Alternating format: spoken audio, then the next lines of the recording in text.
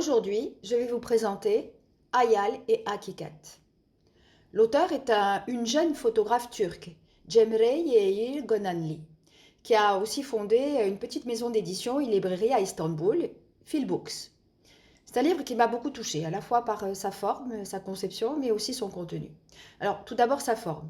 L'ouvrage se compose de 2 livrets qui sont assemblés avec une reliure cousue.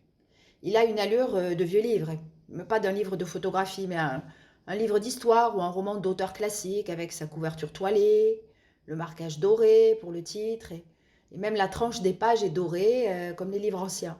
Le papier est assez mat, il est assez épais, il est blanc plutôt délavé, il a des taches formées par le temps. Alors, entrons dans le livre. On y découvre de vieilles photographies en noir et blanc qui représentent des hommes. Cemre a rassemblé des images d'archives, des photographies tirées des albums photographiques de Abdul Hamid II, le 34e et dernier sultan ottoman qui était un fervent utilisateur de la photographie, mais pour son pouvoir. La photographe a utilisé une partie de ses archives. Le cahier de gauche présente des hommes s'enchaînent et celui de droite, les hommes sont enchaînés. Ce sont tous des prisonniers. Le titre peut nous donner quelques indications. Hayal et Hakikat, 2 mots turcs qui signifient pardon et punition. Le cahier de gauche est le livre du pardon et le cahier de droite est celui du châtiment. Les têtes sont coupées. On est attiré très vite par les mains.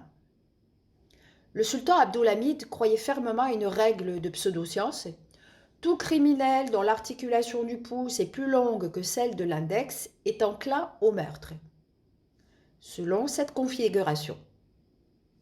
Si bien qu'il ordonna que tous les condamnés soient photographiés avec leurs mains visibles. On est ému par les images, les chaînes, les lourdes chaînes, les vêtements qui semblent dire la petite condition de ces hommes, les mains sur lesquelles se focalise le regard. Le recadrage de l'artiste va donner beaucoup de force et d'émotion à ces personnages. On voit même sur certaines photos que les prisonniers tentent de cacher leurs mains.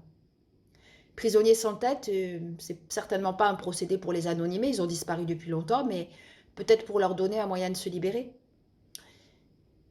Il y a une dédicace au début du livret d'intention aux personnes brillantes qui ont été arbitrairement condamnées ou qui ont dû quitter ce beau pays en ces temps difficiles que traverse la Turquie. Voilà, la force du livre s'ancre dans l'actualité, en résonance avec la Turquie contemporaine, où les droits de l'homme sont loin d'être respectés. C'est un livre qui s'inscrit dans une continuité, sur le temps long d'hier à aujourd'hui. La conception du livre, le cadrage, la disposition des images y contribuent. C'est un livre qui témoigne, qui documente, mais qui dénonce aussi. C'était Hayal et Hakikat de Cemre Yeğil Gonanli, publié chez Philbooks à Istanbul. Les textes sont en turc et en anglais. Ce livre est accessible en ligne, en toute liberté.